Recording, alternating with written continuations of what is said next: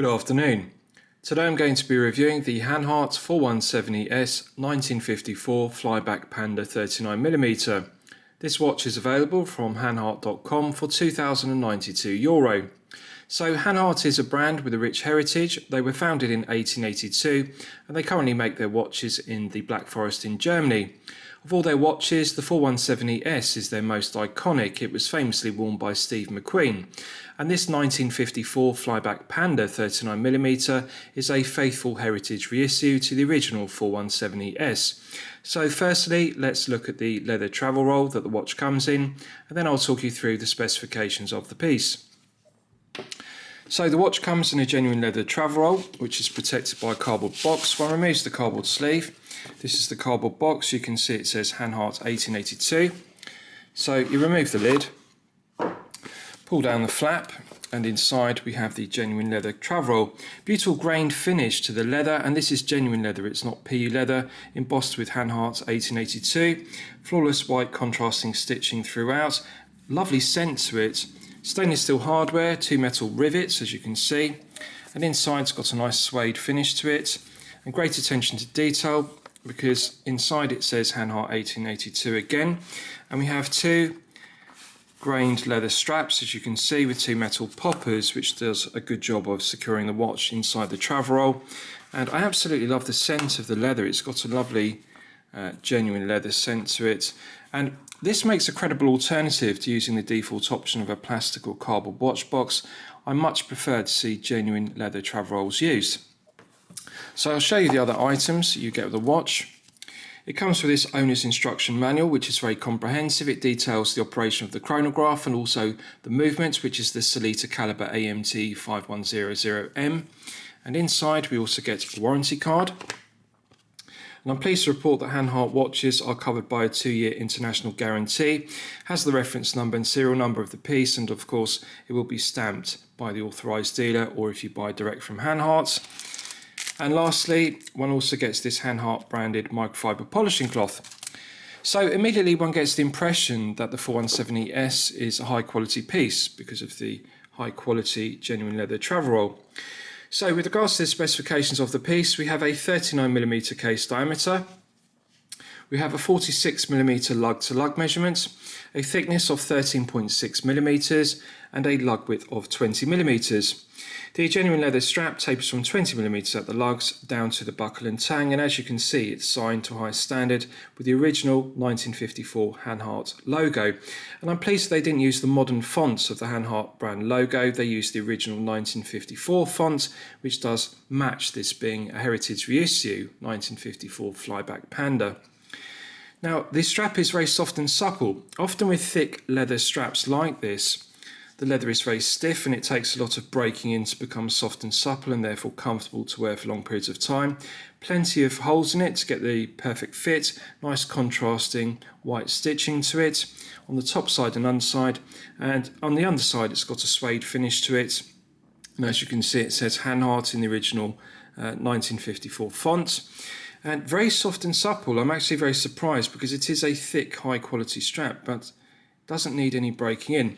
Now it comes on the bund strap as per the original 1954 417ES, but you can remove the bund portion if it's not to your personal taste. And I'll show you the case back. The screw down stainless steel case back is made from solid 316L grade stainless steel, and it provides an effective hermetic seal to 100 meters, which is a very strong specification for a chronograph. Often chronographs only have 50 meters of water resistance because they're not a dive piece, and 50 meters does suffice for a daily wear piece, but this has 100 meters, and it's a credit to Hanhart. They haven't cut any corners with regards to the specification. Now looking at the case back, this is a faithful heritage reissue of the original 417ES case back because we have the original Hanhart vintage font, and it also says Hergestellt in Deutschland, which means made in Germany, and it's absolutely beautiful, the quality of the mirror polishing on the embossed Hanhart and the mirror polishing to the circumference. As you can see, it contrasts very well with the centre section. Very comfortable to wear against the wrist for long periods of time if you don't want to use the bund portion of the leather strap and just wear the conventional leather strap on it. Good attention to detail because we've got stainless steel quick release spring bars, and that negates the need for a spring bar tool if you want to change the strap. And I think more brands should do this. This is a mid-tier piece at €2,092, and really it should be industry standard in the mid-tier to use quick release spring bars, because often it's difficult to get a spring bar tool when you've got a stiff, thick leather strap between the lugs.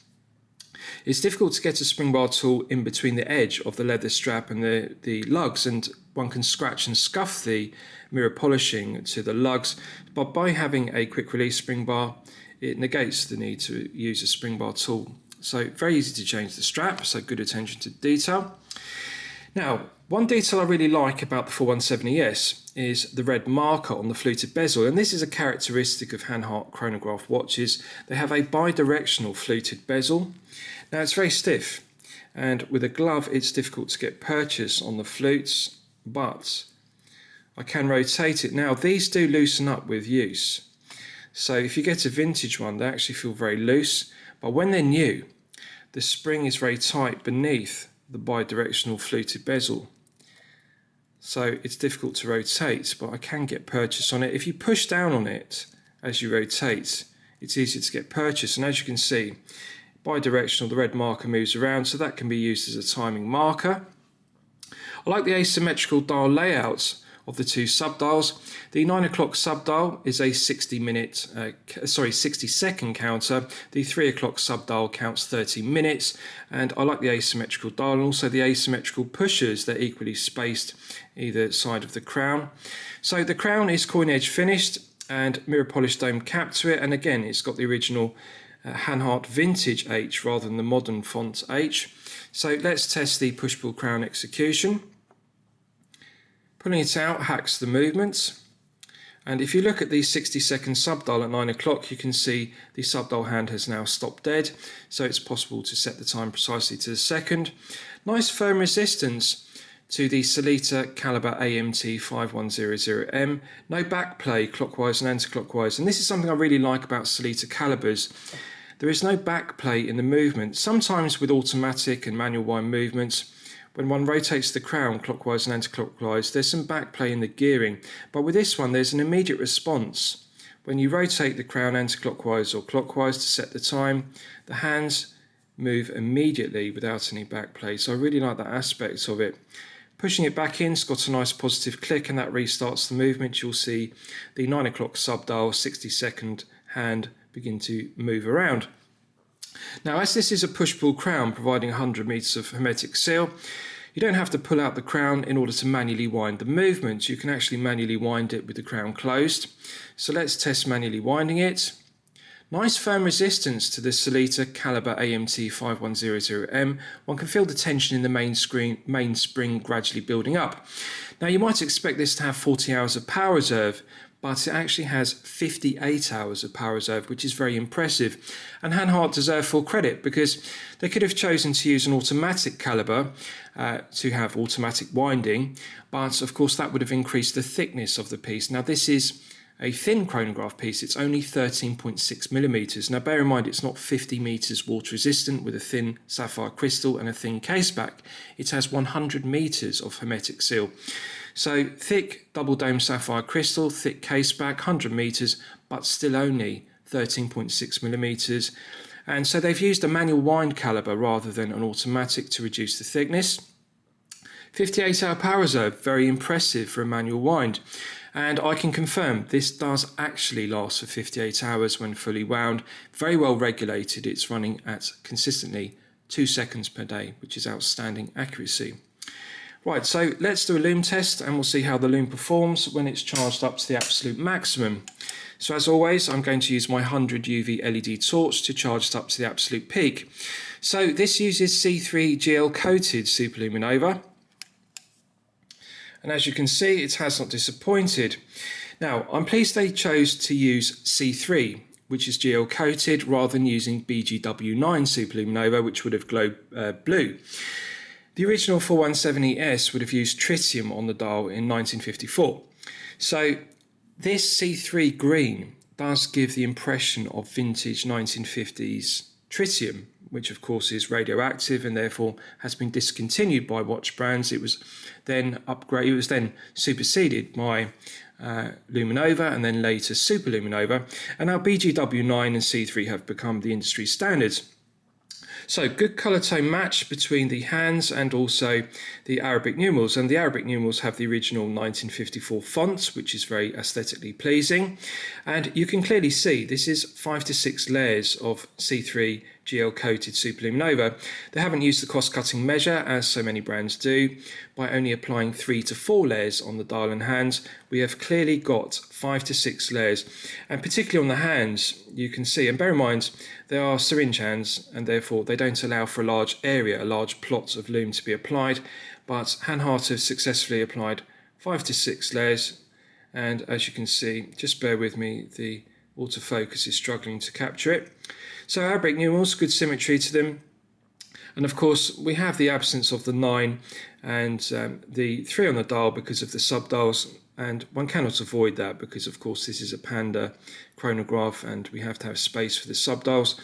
But good symmetry, legibility is good, it's continuing to glow for a good length of time, and I'm very impressed with the performance on the hands because they are very slender, and to get this kind of performance on a chronograph, bear in mind it's not a dive piece, this is a chronograph, so it's a daily wear piece. So outstanding performance and very high quality 5 to 6 layers of C3 GL coated Super Luminova. Right, so let's discuss the movement used and then I'll test the chronograph complication and the flyback complication. So this uses the Sellita caliber AMT 5100M, which is a Swiss-made caliber. It's a switch wheel chronograph with flyback winding. It runs at 28,800 vibrations per hour and a frequency of 4 Hz. 23 joules, and as I've detailed, it has a 58-hour power reserve, which is very impressive. One would expect 40, 58 is exceptional. 9 o'clock subdial is 60 seconds and the 3 o'clock subdial counts 30 minutes. And the stated accuracy of the caliber AMT 5100M is -8 to +8 seconds per day. Sorry, -0 to +8 seconds per day accuracy. Now I'm pleased to report Hanhart are doing an excellent job of regulating their calibers, and this one is running consistently at +2 seconds per day when fully wound to its maximum 58-hour power reserve, which is outstanding. So let's test the chronograph complication. Pushing the top pusher activates the chronograph, and you can see the chronograph hand begins to sweep around the dial, and it's got a nice smooth sweep to it, and this is something I really like about 4 Hz movements. 4 Hz gives a nice smooth sweep to the second hand. I dislike 3 Hz movements because the second hand stutters or judders around the dial rather than sweeping smoothly, but 4 Hz gives a nice balanced smooth sweep, and as you can see, clearly legible. One thing I really like about the syringe hands on the hour and minute hand is that they are correctly proportioned. If you look at the hour hand, it's pointing at 10 o'clock and it extends all the way to the 10 Arabic numerals. And this is something that so many brands get incorrect, but Hanhart have got correct, and they deserve full credit for it because the proportions of both the hour and minute syringe hands are long enough to reach the Arabic numerals for the hour hand. And if you look at the tip to the second hand, you can see the minute hand, you can see it extends all the way to the minute ticks on the chapter ring, which has the vintage font and also the vintage printing as per the original 1954 417ES. The chronograph second hand, which is sweeping around the dial, also extends fully to the chapter ring, so proportions are excellent, legibility is excellent, and bear in mind they're quite slender. The loom performance in the loom test was exceptional and I'm very impressed with it. Pressing the top pusher stops the chronograph again. Nice firm resistance to the spring-loaded action. I really like the crisp feeling of it. In terms of resistance to the spring-loaded pushers, it feels very similar to a Rolex Daytona or a Zenith Rolex Daytona. It's got that nice crisp click and I really like the firm feeling of it. Often with chronographs, the pushers feel too light and therefore you think that they're not going to last, they're going to break down, but these really do have a nice crisp firm spring. One really has to push it hard and I like that crisp action. So pushing the lower pusher will activate the flyback complication and you'll see the chronograph hand fly back to 12. Absolutely beautiful. I love that flyback action as per the original 1954 417ES. So outstanding. perfect alignment. If you look at the 12 and the 60 on the dial, you can see the chronograph hand resets bang on 60. And again, this is something that often flybacks get incorrect.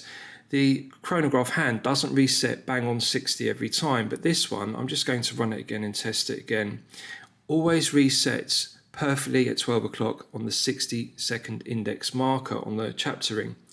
So I'll just stop it and I'll press it again and see the resets. It flies back perfectly every single time. And Hanhart deserve credit because they've selected the correct movement in the Sellita caliber AMT 5100M. They could have used a cost-cutting measure and used a less expensive caliber because this is a mid-tier piece. It's not a high-tier chronograph costing in excess of €5,000. It's a mid-tier chronograph costing $2,092. And at that price point, it would be acceptable to use a lower grade of Sellita caliber, but make no mistake, the caliber AMT 5100M is a high-tier chronograph with flyback winding. So outstanding choice of movements. So are there any negatives to the piece? None whatsoever. This is the perfect chronograph with flyback winding. I like the movement. It's a quality Sellita Swiss-made caliber, and I like the Bund leather strap. It's very high grade, soft, supple leather. 100 meters is strong specification. Double dome sapphire crystal, which has a box top hat profile, is very aesthetically pleasing. It does look very similar to the original 417ES crystal.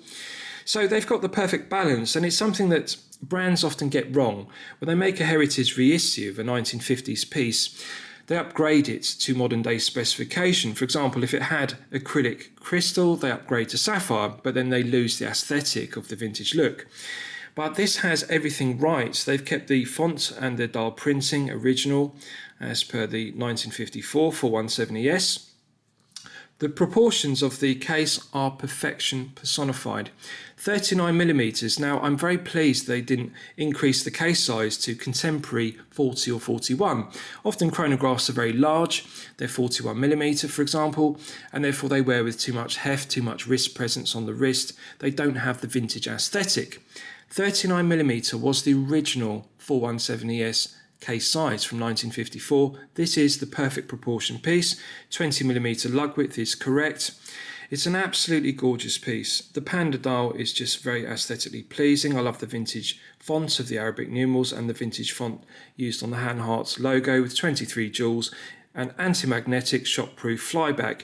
They haven't over-cluttered the dial with too much specification and information. For example, they didn't print 100 meters on the dial or water resistant. This is negligible information for a chronograph, but it does have anti-magnetic shockproof and flyback. And of course, they are right to be proud of that and wanting to display it because this is anti-magnetic to 16,000 ampere per meter. So very strong specification, shockproof, anti-magnetic, Swiss Sellita caliber AMT 5100M. I think they've actually underpriced this. I think that 2092 is a mid-tier price point, but the quality of the finishing, the quality control, and just the specification is absolutely loaded. This would be an excellent value piece if it were €3,000 to €3,500, and at 2092 it really is excellent quality and excellent value. So I'm going to declare it a champagne watch for lemonade money. I hope you've enjoyed my review of this piece. Please feel free to post your own comments below the video. Thank you for watching.